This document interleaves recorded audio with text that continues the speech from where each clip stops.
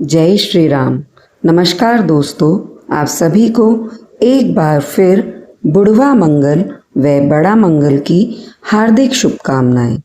जैसा कि आप देख ही रहे हैं कि आज का यानी दिनांक 27 मई 2025 का यह दिन बेहद ही दुर्लभ संयोग भरा है, क्योंकि आज हमारे इष्ट देव श्री हनुमान देव की कृपा तो मंगलवार यानी बड़े मंगल के रूप में आपको मिल ही रही है, परंतु साथ में हमारे सभी के गुरु और हमारे न्याय के देवता श्री शनि देव महाराज की शनि जयंती का पावन पर्व भी है, जिस कारण यह दिवस बेहद ही दुर्लभ संयोग भरा बन गया है। तो दोस्तों, आज के इस दिवस पर आप हमारे प्रिय इष्ट देव भगवान श्री हनुमान देव और शनि महाराज की कृपा आसानी से पा सकते हैं। वैसे आज का मेरा ये कंटेंट इस विषय में तो है ही, लेकिन जैसा कि आप देख पा रहे हैं, आज की दिनांक 27 मई 2025, 27 जो कि 2 और 7 का योग बनाकर नंबर 9 को रिप्रेजेंट करता है। और जैसा कि मेरी पहली प्रीवियस वीडियोस में आपने सुना है, 9 number the ruling sign of Mars, और मार्स को रूल करते हैं हमारे प्रिय श्री हनुमान देव। तो दोस्तों, आज का जरा ये नंबर आप ध्यान से देखिए। 2 और 7 मिलकर 9 बना रहे हैं। 2025 यानी साल का योग करें तो वह भी 9 ही बैठ रहा है। इसका मतलब अकॉर्डिंग टू एस्ट्रोलॉजी यानी हमारी हिंदू मान्यताओं के हिसाब से तो यह दिवस बेहद दुर्लभ संयोग और एक विस्मय, एक अच्छी शुभ संकेत लेकर आया है, शुभ संयोग लेकर आया ही है। लेकिन न्यूमरोलॉजी के अकॉर्डिंग भी आप देखें तो आज का ये नंबर 9 नंबर यानी हमारे प्रिय इष्ट देव भगवान श्री हनुमान देव मार्स का रूलिंग साइन, मार्स का नंबर 9 बहुत ही ज्यादा पावरफुल है। तो इस दिवस पर आज के दिन ऐसा आपको क्या मिल सकता है, क्या कार्य है और क्या चीजें आपको करनी चाहिए, जिसकी वजह से आप अपने जीवन में बहुत सी उपलब्धियों को और कामयाबी को प्राप्त कर सकते हैं।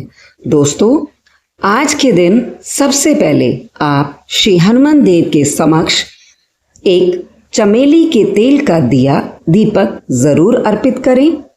भगवान शनिदेव की कृपा की वजह से, भगवान श्री शनिदेव की कृपा के लिए आप दीपक में सरसों का तेल डालकर पीपल के वृक्ष के नीचे कुछ काले तिल अवश्य डालकर प्रज्वलित करें।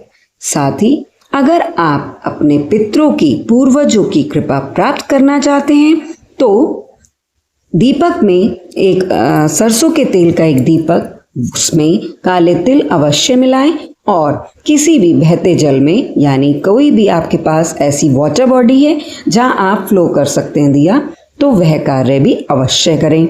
साथ में आज का, अभी जैसा कि मैंने आपको बताया, न्यूमरोलॉजी के अकॉर्डिंग नंबर 9 की खासियत क्या है। आज आप अपनी किसी भी नए कार्य की शुरुआत बेहद अच्छे से कर सकते हैं। पुराने इमोशनल विचारों को त्याग कर आज के दिन एक नई शुरुआत नई ऊर्जा के साथ करेंगे तो आपको उसका लाभ अवश्य ही मिलने वाला है। दोस्तों, आज के दिन की इस पावन बेला को जाने ना दीजिए और भगवान श्री हनुमान देव का आशीर्वाद अवश्य लीजिए, जो कि हमारे प्रिय शनिदेव के भी गुरु हैं, जैसा कि कहा ही जाता है। अब देखिए यहाँ पर दोस्तों, आपने देखा होगा कि मेरी पिछले वीडियो में मैंने श्री हनुमान देव की पूजा अर्चना के विषय में आपको काफ़ी जानकारी दी और साथ में मैं हमेशा यह भी कहती हूँ जो कि सत्य है, इस समय हमारे कलयुग में जो साक्षात विराजमान भगवान हैं वो हैं हमारे प्रिय श्री हनुमान जी। भगवान हनुमान देव इस कलयुग में साक्षात विराजित हैं। इसके बारे में बहुत सी रोचक कथाएं प्रचलित हैं। उन्हीं में से एक बार की कथा मैं आपको बता रही हूँ।